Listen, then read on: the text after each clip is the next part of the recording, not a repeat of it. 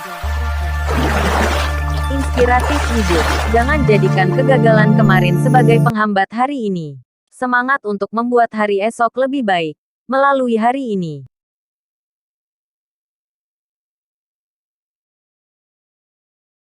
Ingin kukatakan sesuatu. 258. Hasil tes DNA. Roda berputar.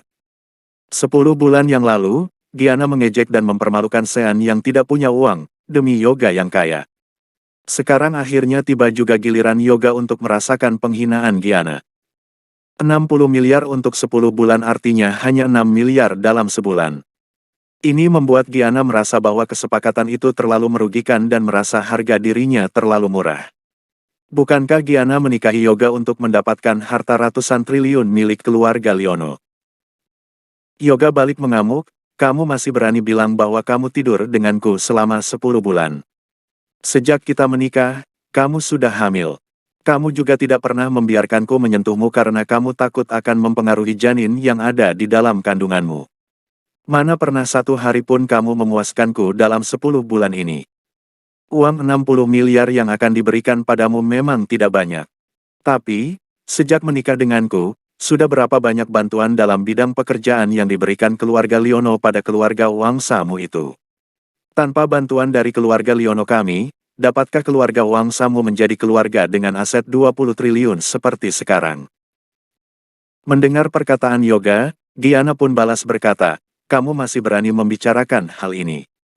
Karena kakekmu tahu si kembar bukan darah daging keluarga Leono, semua perusahaan yang bekerja sama dengan keluarga Wangsa sudah menarik modal mereka. Kamu sudah membuat keluarga Wangsa kami merugi triliunan.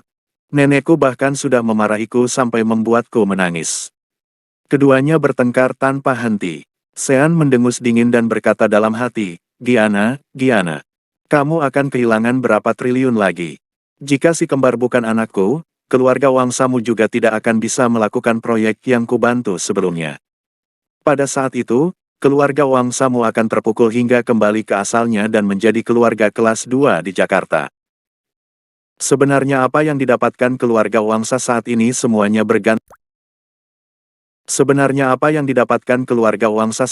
semuanya bergantung pada bantuan Sean dan keluarga Leono. Begitu mereka pergi, keluarga Wangsa tidak akan dapat memiliki banyak pencapaian dalam naungan Jayadi dan Jayanata yang tidak pandai dalam berbisnis. Sean tidak ingin mendengar mereka berdua berdebat. Disa sudah menunggu hasil tes DNA selama seminggu dan sudah tidak sabar lagi. Sean berkata, cukup, aku di sini bukan untuk mendengarkan pertengkaran kalian. Giana, jika kamu sudah siap, ayo pergi sekarang. Giana langsung mengabaikan Yoga dan menatap Sean dengan patuh. Iya, ayo. Sean, lebih baik aku ikut mobilmu saja. Kalian bawa mobil sendiri saja. Aku mau mengajak Cynthia, kata Sean. Giana bergumam pelan, ini masalah menyangkut anak kita berdua. Untuk apa dia ikut? Giana kemudian memilih untuk mengendarai mobil Audi-nya bersama Lana. Sebenarnya dia tidak setuju Yoga juga ikut. Tapi, akhirnya Lana memutuskan untuk membiarkan Yoga mengemudi dan membawa mereka ke sana. Sean dan Cynthia duduk di Maibach dan segera tiba di laboratorium Prolab. Selamat pagi, Profesor Guntoro. Ketika Sean datang, Profesor Guntoro sendiri langsung menyambutnya di pintu. Profesor Guntoro, lama tidak bertemu, Giana menyapa penanggung jawab laboratorium ini dengan sopan. Tuan Sean, Nyonya Giana, selamat pagi, Profesor Guntoro balas menyapa keduanya sambil tersenyum. Pada saat ini, Profesor Guntoro sudah tahu hasil tes DNA, jadi Sean mencoba untuk mencari tahu dengan membaca ekspresinya. Namun, Profesor Guntoro bisa menyembunyikan ekspresinya dengan sangat baik. Sean tidak bisa menebak hasil tes DNA dari ekspresinya sama sekali. Profesor Guntoro tersenyum sopan dan berkata, Tuan Sean, hasilnya sudah keluar. Silakan ikut saya untuk melihat hasilnya. Baik. Sean sudah tidak bisa menunggu lebih lama lagi. Tepat setelah Sean mengambil langkah, Cynthia, Giana, termasuk Yoga dan Lana, juga mengikutinya. Pada saat ini, Profesor Guntoro buru-buru berkata, maaf, semuanya. Pada saat ini, hasilnya hanya bisa dilihat oleh Tuan Sean sendiri. Kalian bisa menunggu di luar dulu. Kami sudah menyiapkan teh untuk kalian. Mereka semua menghentikan langkah mereka. Giana bertanya, saya ibu kandung si kembar. Apa saya juga tidak bisa ikut? Profesor Guntoro tersenyum dan menjawab, justru karena Nyonya adalah ibu kandung si kembar, Nyonya tidak perlu melihat hasilnya. Bukankah begitu? Ekspresi Giana menjadi salah tingkah. Dia pun mengalihkan pembicaraan, oh, apa hanya ada teh biasa? Apa ada teh hijau? Saya ingin minum teh hijau. Profesor Guntoro menatap wajah Giana yang menawan dan menjawab, teh hijau. Ada. Pertama-tama, Profesor Guntoro meminta stafnya untuk melayani mereka. Kemudian, dia membawa Sean ke dalam ruangan yang seperti laboratorium. Pintu ruangan tersebut sangat berat. Bahkan Sean perlu sedikit tenaga untuk membukanya. Sean sudah membaca desain akustik dan akustik dalam arsitektur, sehingga sangat tahu bahwa ruangan ini kedap suara. Pada dasarnya, tidak akan ada orang luar yang bisa mendengar saat berbicara, bernyanyi, dan berteriak di ruangan ini.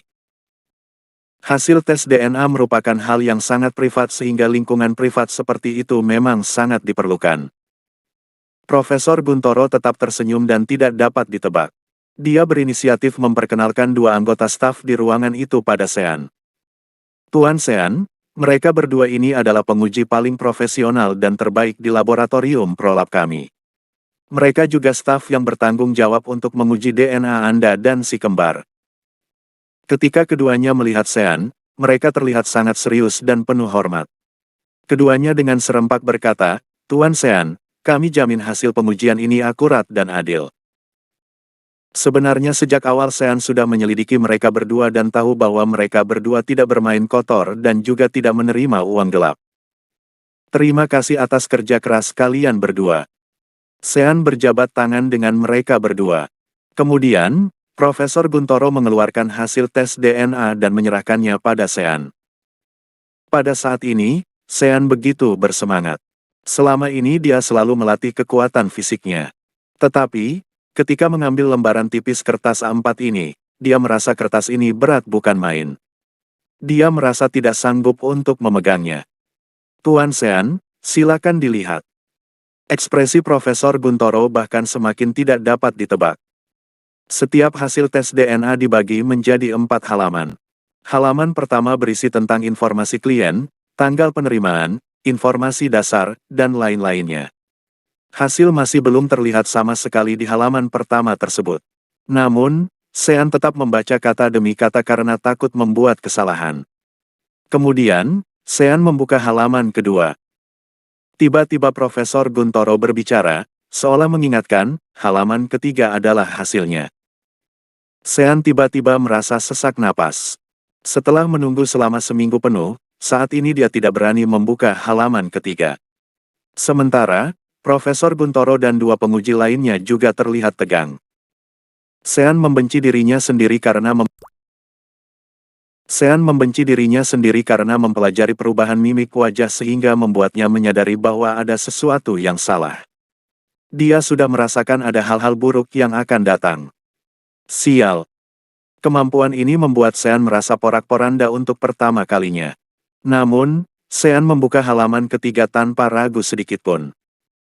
Di bagian ke-6 tertulis, hasil analisa menunjukkan bahwa hasil analisis DNA mendukung bahwa Sean Yuwono merupakan ayah biologis Birama. Ah! Sean berteriak dengan penuh kegirangan. Anak kandung.